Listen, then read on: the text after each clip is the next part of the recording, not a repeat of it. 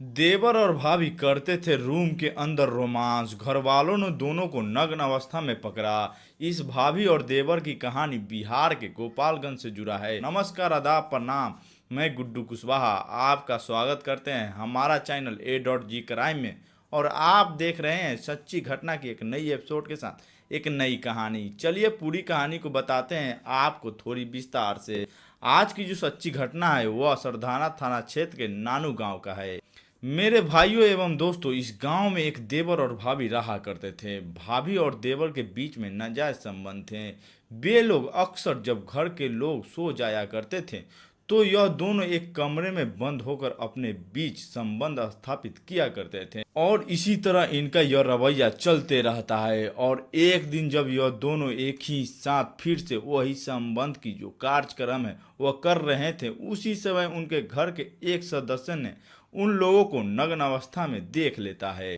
घर में सनसनी फैल जाती है कि यह दोनों भाभी और देवर के बीच में नाजायज संबंध की जो सिलसिला है आखिर कितने दिनों से चल रहा है। जब घर के सदस्य उन लोगों से पूछते हैं कि तुम दोनों भाभी और देवर इस रिश्ते को कितने दिनों से अपवित्र कर रहे हो, तो वह दोनों लोग कुछ नहीं बोलते हैं और चुपचाप वहीं पर खड़े रहते हैं और सब देखते हैं, सुनते हैं।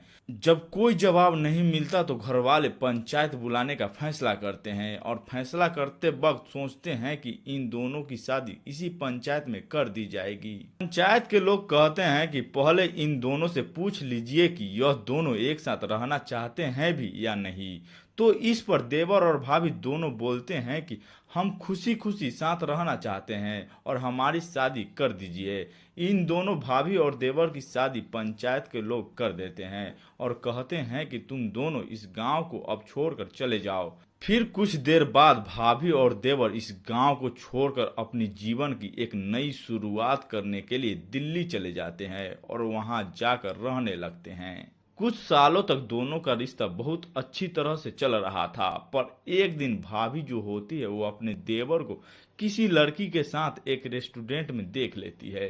अपने देवर को रेस्टोरेंट में किसी और लड़की के साथ देखकर भाभी को बहुत गुस्सा आता है और भाभी उस जगह पर अपने देवर को कुछ नहीं बोलती और सीधे अपने रूम चली आती है। जब देवर शाम को अपने रूम आता है तो वहां भाभी नाराज बैठी रहती है और अपने देवर से यह पूरी बातें पूछती है तो देवर अपनी भाभी को कुछ नहीं बताता और चुपचाप खड़ा रहता है।